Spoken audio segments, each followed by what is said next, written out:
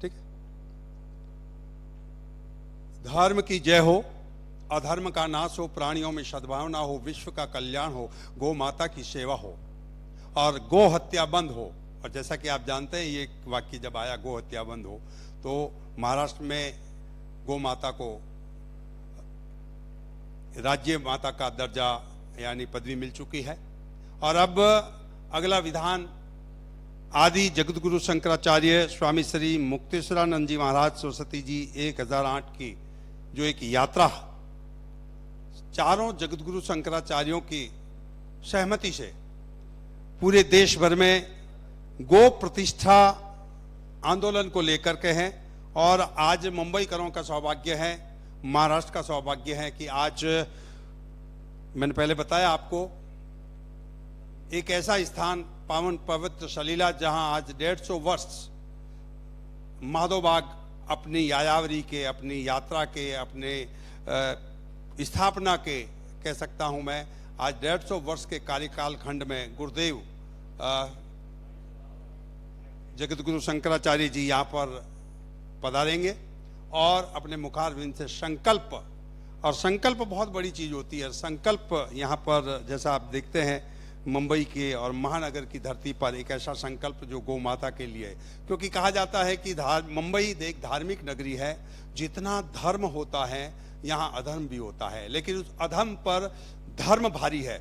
और उसी धर्म भारी को लेकर के जगतगुरु शंकराचार्य जी की एक पावन पवित्र सलीला यात्रा हम मुंबईकरों के लिए एक उत्साहित और उद्वेलित, मनों को उद्वेलित करने वाली है। और मैं समझता हूँ ये सारे देश में नहीं पूरे विश्व में, क्योंकि वंदे गौ मातरम, गौ माता में कहा जाता है कि 33 कोटि देवी देवता निवास करते हैं। कोटि का मतलब होता है करोड़ों नहीं, कोटि का मतलब प्रकार होता है। 33 प्रकार के देवी देवता यहाँ पर गौ माता को निवास करते हैं। और जिस देश में गौ माता का कटना या गौ माता के ऊपर अत्याचार जब बंद होता है या जब अत्याचार नहीं होता है, तो वो देश उन्नति करता है, प्रगति करता है, आध्यात्मिक उन्नति करता है, आध्यात्मिक प्रगति करता है, सामाजिक प्रगति करता है, राजनीतिक प्रगति करता है। और सबसे बड़ी बात यह कि ये आंदोलन आदि जगतगुरु शंकराचार्य के माध्यम से शुरू हुआ है और हम मुंबईकरों के माध्यम से मैं समझता हूँ इसको नया आयाम और नया व्यायाम मिलेगा। 3 तरह की पार्टियां हैं हमारे यहाँ, एक वामपंथी, एक दक्षिणपंथी और एक मध्य मार्गी। ये तीनों तरह की पार्टियां समय समय पर सत्ता में आ चुकी और सबके सामने हमने और हमारे पूर्वजों ने ये अनुरोध किया कि आप ये काम कर दीजिए, लेकिन 78 साल के लंबे समय में कोई भी नेता जो साहस नहीं कर सका, वो साहस आपके प्रदेश के इस समय के मुख्यमंत्री एकनाथ शिंदे ने कर दिया। कोई खर्चा नहीं किया और न करने की जरूरत है, लेकिन मां को मां कह करके बुला देना यह बहुत बड़ी बात होती है। ये तो कम से कम उस व्यक्ति ने करके दिखाया।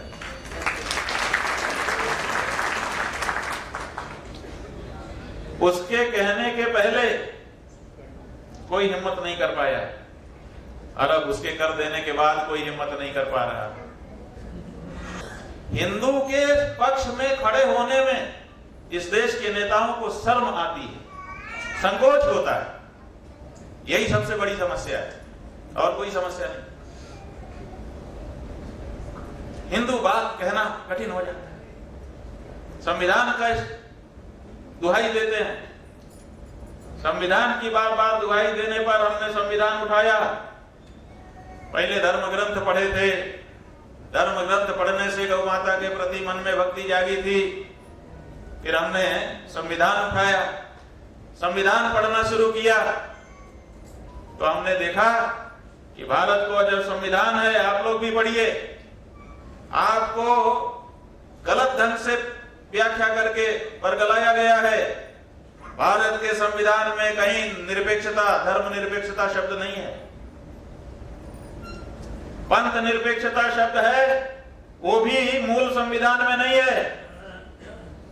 मूल संविधान स्वीकृत हो जाने के बाद 20, 22, 25 साल बीत जाने के बाद जब इंदिरा गांधी सत्ता में आई थी तब उन्होंने भारत के संविधान की प्रस्तावना में, ध्यान रखिए, भारत के संविधान में नहीं, भारत के संविधान की प्रस्तावना में, जिसको अंग्रेजी में प्रियम्बल कहते हैं, उसमें उन्होंने पंथ निरपेक्ष शब्द जोड़ा है। किसी भी किताब में जो प्रस्तावना होती है वो किताब का अंग नहीं होती है। वो किताब में होती जरूर है, लेकिन वो किताब का अंग नहीं मानी जाती है। इसलिए भारत के संविधान की प्रस्तावना में अगर कोई चीज है और अगर वो अंदर किताब में, संविधान में नहीं है, तो ऐसी प्रस्तावना किसी काम की नहीं है, उसको उसका अंग नहीं माना जा सकता। भारत के संविधान की प्रस्तावना में पंथ निरपेक्ष शब्द प्रवेश करा करके, वो भी 42वें संविधान संशोधन के द्वारा आपको कहा जाता है कि आपका जो संविधान है वो सेकुलर है। सेकुलर नहीं है हमारा संविधान। हमारे संविधान की धारा 25 हमको बिना किसी शर्त के पूरी तरह से अपने धर्म के पालन की आजादी देता है। हमारा संविधान कोई रुकावट नहीं है, कोई हिब्बट नहीं है। धारा 25 उससे लगी हुई 26, 27, 28 पढ़ लीजिए। आपको आपके धर्म के पालन का पूर्ण अधिकार आपका संविधान देता है। तो ये कहते हैं कि संविधान ने हमारे हाथ बांध रखे हैं। संविधान ने तुम्हारे हाथ नहीं बांध रखे हैं। तुम संविधान की ओट में किसी और का एजेंडा चला रहे हो। ये बात अब हमारे सामने साफ हो चुकी है। बंधुओं, गाय के संदर्भ में भारत का संविधान क्या कहता है? भारत के संविधान की धारा 48 पढ़िए। वो कहता है कि भारत गौवंश का संवर्धन करेगा। ये भारत का संविधान कह रहा है कि भारत गौवंश का संवर्धन करेगा। अब हमको बता दीजिए, कोई भी यहाँ पर विद्वान बैठे हो, कि किसी को काट काट करके उसके मांस को एक्सपोर्ट करने से, उसके मांस को पका पका करके खाने से उसका संवर्धन कैसे होता है? हो सकता है? अगर गौवंश का संवर्धन करने के लिए हमारा भारत संविधान कहता है, तो भारत में गाय को काट करके उसके मांस को बेचा कैसे जा सकता है और खाया कैसे जा सकता है? क्या ऐसा करने से संवर्धन हो सकेगा? तो ये संविधान विरुद्ध बात है कि संविधान के अनुरूप बात है? सीधी सी बात। लेकिन संविधान दिखाया जाता है, ये संविधान कहता है। बंधुओं, हम आपको भारत का जो राज्य चिन्ह है वो दिखाना चाहते हैं, हम लेके आए, क्योंकि ये समझना आज भारत के नागरिकों के लिए बहुत जरूरी है। ये देखिए, ये हमारे हाथ में जो चिन्ह है, ये भारत का राज्य चिन्ह है। पूरा नहीं, ये तो पूरा अशोक स्तंभ है यहां तक। ये जैसे हमने पकड़ लिया, पकड़ने से जितना ऊपर बच रहा है इतना भारत का राज्य चिन्ह है। इसमें 4 शेर आपस में एक दूसरे को पीठ लगा करके खड़े हुए हैं। जब ये छापा जाता है कागज में, तब एक शेर नहीं दिखता है, 3 दिखते हैं। इसी 3 दिखते हुए शेर के चिन्ह को भारत का राज्य चिन्ह बनाया गया है। ये उसका चित्र है, हम आपको दिखा रहे हैं। ये देखिए, ये भारत का राज्य चिन्ह है कि नहीं है? भारत का राष्ट्रपति इसी चिन्ह से काम करता है कि किसी दूसरे चिन्ह से? भारत का प्रधानमंत्री, भारत के जितने भी मंत्री हैं, IAS, PCS, जो भी अधिकारी हैं, राज्यपाल, सब इसी चिन्ह से काम करते हैं कि किसी और चिन्ह से काम करते हैं? यही है ना?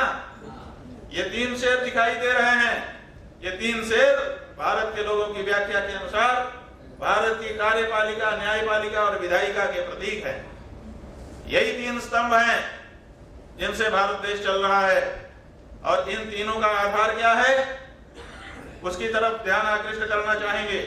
ये देखिए, एक चबूतरा है, इसी चबूतरे पर ये शेर खड़े हुए हैं। यही आधार हुआ ना? ये जो चबूतरा है ये गोल है और इसमें 4 चक्र बने हुए हैं। यही अशोक चक्र कहलाता है, जो भारत के तिरंगे के बीच में बनाया गया है। इसमें 24 तीलियां हैं जो हमारे 24 अक्षर के गायत्री मंत्र के प्रतीक हैं। ये जो आधार है, इसमें चक्र के अलावा 4 आकृतियां और अंकित हैं। इन 4 आकृतियों में से जब ये छापा जाता है तो 2 आकृतियां छुप जाती हैं, पीछे 2 दिखाई देती हैं। 4 आकृतियां कौन कौन सी हैं? एक है हाथी, एक है घोड़ा, एक है सिंह और एक है बैल। ये 4 आकृतियां बनी हुई हैं। जब ये छापा जाता है तो 2 छिप जाती हैं। तो अब प्रश्न हुआ होगा जब इसको स्वीकार किया गया संसद में कि छाप करके कौन सा पीछे कर दिया जाए, कौन सा आगे रखा जाए, तो जो 4 आकृतियां हैं उनमें से 2 को पीछे कर दिया गया, सिंह और हाथी को पीछे कर दिया गया, तो सामने 2 रह गए। इसका मतलब 4 में से 2 को महत्वपूर्ण माना। वो 2 कौन से हैं? ये देखिए नीचे, यहाँ पर एक घोड़ा है और यहाँ पर बैल है, दिखाई दे रहा है। अलग से भी देख लेना, इसको समझ लेने की जरूरत है। तो अब 4 में से 2 प्रमुख हो गए और 2 में से भी जो दाहिने रखा जाता है वो प्रमुख होता है। तो आप देखिए दाहिने कौन है? बैल है। इसका मतलब है कि भारत के राज्य चिन्ह में बैल को सबसे प्रमुख माना गया है। माना गया है कि नहीं माना गया है?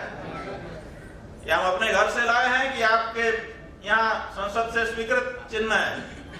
स्वीकृत चिन्ह है। तो बंधुओं, अब ये बताइए कि भारत के राज्य चिन्ह में जिसको अंकित किया गया हो, क्या उसको मार करके, उसको काट काट करके बेचा जा सकता है? नहीं। क्या उससे डॉलर कमाया जा सकता है? नहीं। क्या भारत के राज्य चिन्ह के किसी एक अंग को इस तरह से अपमानित करने का मतलब भारत के राज्य चिन्ह का अपमानित होना है कि नहीं है? तो ये क्यों हो रहा है हमारे देश में? जिन लोगों ने भारत के संविधान की शपथ ली है, जो लोग भारत के इस राज्य प्रतीक को आधार बना करके आदेश पर आदेश निर्गत करते चले जा रहे हैं, कानून पर कानून बनाते चले जा रहे हैं, वो लोग आखिर इस भारत के राज्य चिन्ह का पूर्ण सम्मान क्यों नहीं कर रहे हैं? ये हमारा प्रश्न है। बंधुओं, हमने बताया 4 आकृतियां हैं, हाथी भी है, घोड़ा भी है, सिंह भी है, बैल भी है। हाथी आपके देश में नहीं मारा जा सकता, शेर आपके देश में नहीं मारा जा सकता, ट्रैकिंग पर है। घोड़ा भी आपके यहां नहीं मारा जा सकता, मृत्युदंड है। तो फिर केवल बैल मारा जा सकता है क्योंकि हिंदू उसकी पूजा करते हैं। यह हम हिंदुओं के साथ अन्याय है कि नहीं है? बताइए। भारत के राज्य चिन्ह में जब 4 आकृतियां थी, 3 को आपने संरक्षित किया है, तो चौथे के बारे में आपकी विचारधारा अलग क्यों है?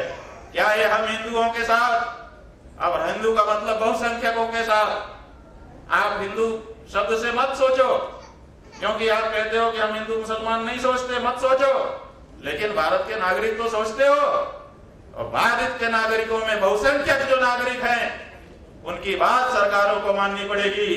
तो भारत के बहुसंख्यक जो नागरिक हैं, उनकी आस्था का केंद्र जो बैल है और उसकी माता गाय है, उसके प्रति ये निर्मम व्यवहार आप क्यों दिखा रहे हैं?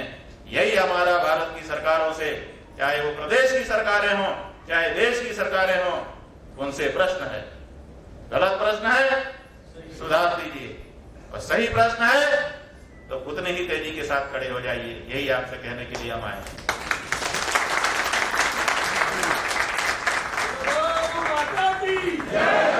बंधुओं, हम इसीलिए वेद शास्त्र नहीं बता रहे हैं आप। वेद शास्त्र में तो हमारे भरा हुआ है, हमारी तो पूरी परंपरा वही है, गौ भक्ति की परंपरा है। हमारे वेदों में सबसे ज्यादा स्तुति अगर